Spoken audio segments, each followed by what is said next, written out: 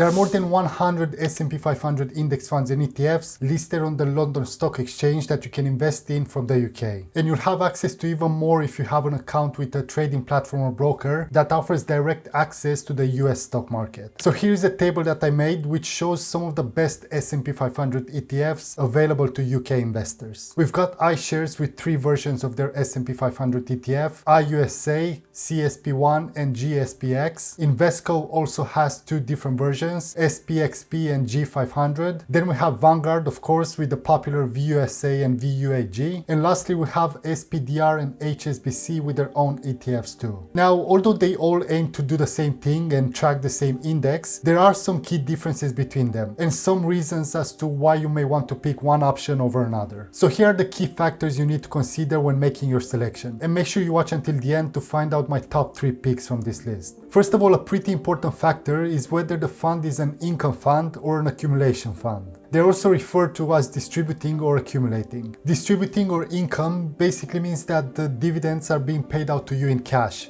while accumulating means that the ETF will automatically reinvest the dividends within the fund. And as you can see here, most of these firms will offer the same ETF in either an accumulating or distributing version. We have the first 2 from iShares, which are exactly the same, apart from this main distinction that one is an income fund and the other is accumulation. And the same goes for these 2 Vanguard funds. However, other providers such as Invesco, SPDR and HSBC offer only a single version of their ETFs, but there are other differentiating factors between them, which we'll talk about shortly. The rule of thumb is that if you're at the beginning of your investment journey and plan to invest for the next 20 to 30 years, you're better off reinvesting those dividends and let the money compound over time. And if you don't want to worry about reinvesting these dividends yourself, you may want to just go for an accumulation fund to keep things simple. So that will be the first filter that you could choose to narrow your options. The next difference is whether the fund is currency hedged or not. Many of the S&P 500 ETFs that you'll come across are unhedged, which means that the value of the fund might change based on the exchange rate between the pound and the dollar. In a nutshell, if the pound increases in value compared to the dollar,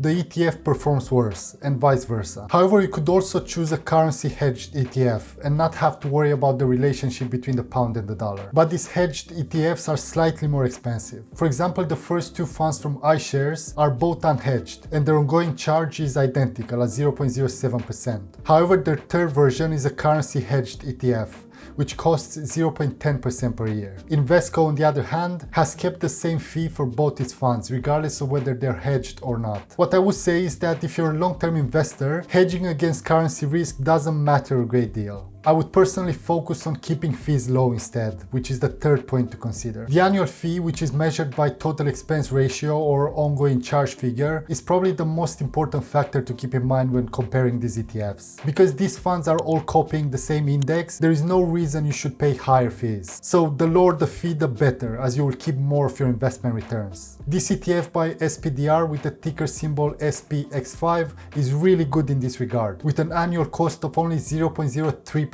per year. The main inconvenience with this one is that it's an income fund, which means that you would have to reinvest any dividends you get paid manually. But the next cheapest one, which is an accumulation fund, is either one of the Invesco S&P 500 ETFs, which costs only 0.05% per year. As I mentioned earlier, it comes in both the hedged and unhedged version for exactly the same price. This is probably my favorite fund on this list. Vanguard's S&P 500 ETF was once the go-to ETF due to its low fees, but we're now seeing a growing number of cheaper ETF options from various other providers. This really makes you think twice when deciding between an ETF such as SPX5 compared to VUSA, for example, especially since one is priced at more than half the cost of the other. If you're making your decision solely based on fees, then SPX5 is likely the preferable choice. However, there are a few additional factors you might want to consider. Since I mentioned dividends earlier, if you take into account only the distributing or income ETFs, there are differences based on how frequently the dividend is paid. As you can see, the iShares, Vanguard and SPDR ETFs pay their dividends quarterly, while the HSBC ETF and the hedged version of the iShares ETF distribute their dividends semi-annually. The timing of dividend payouts is something to consider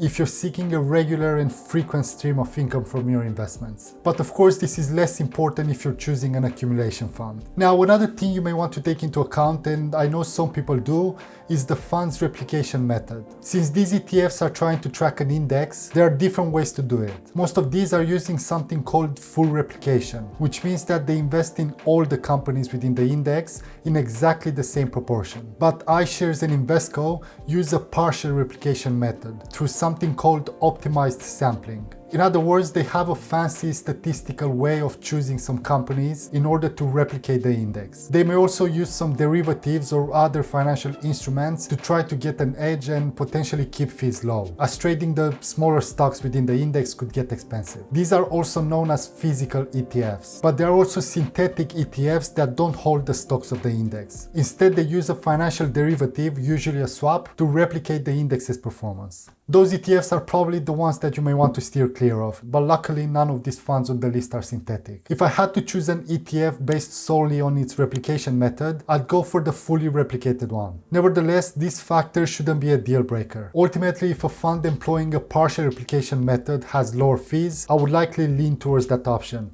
as in my opinion, keeping fees low is more important. There are other differences that some people may be considering, such as the fund size. But when it comes to funds that track the S&P 500, they are generally quite big, making size less important in this context. Nevertheless, it's worth noting that this iShares ETF with the ticker symbol CSP1 is the largest fund on the list, with over £56 billion invested in it. Following closely is VUSA with almost 30 billion and Invesco with 17 billion. As you can see, all of these have billions of investors' money pulled into them, meaning that the chance of them closing is very, very low. For the sake of completeness, I'm including the share price of each of these ETFs here too, because depending on the platform you're using, you may not have the option to buy fractional shares, which means that buying a whole share could be quite expensive. It's a small detail, but if your platform doesn't allow fractional shares, a higher price can leave you with more cash sitting on the sidelines, which is why for many people, this could be the deciding factor when choosing their S&P 500 ETF. For a bit more context,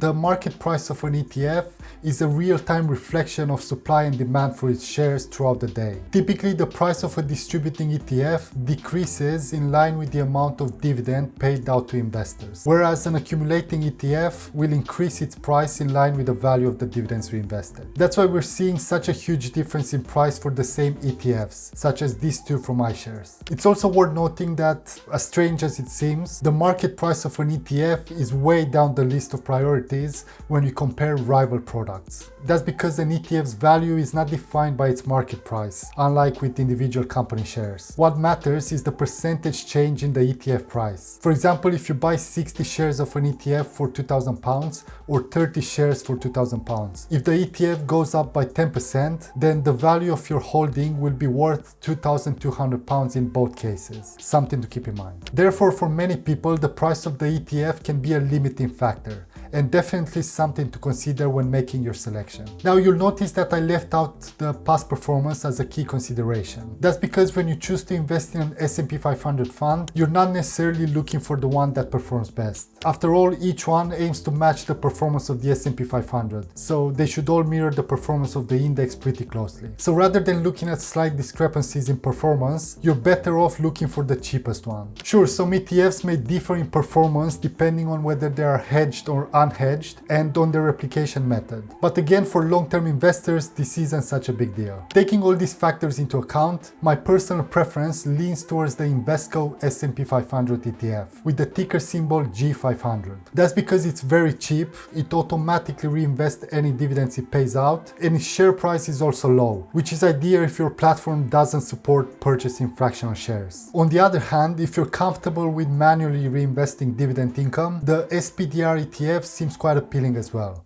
even though its share price is relatively high. And my third favorite is VUAG from Vanguard, sharing the spot with CSP1 from iShares. However, the Vanguard option has the edge thanks to its lower share price. In essence, any of these options would make for a great choice. The decision ultimately depends on what factors are most important to you and align with your investment preferences. But the real question is this: is the S&P 500 the only fund you need to invest in, or should you consider investing in other markets as well? Check out this video next to find out my take on it. The answer may surprise you.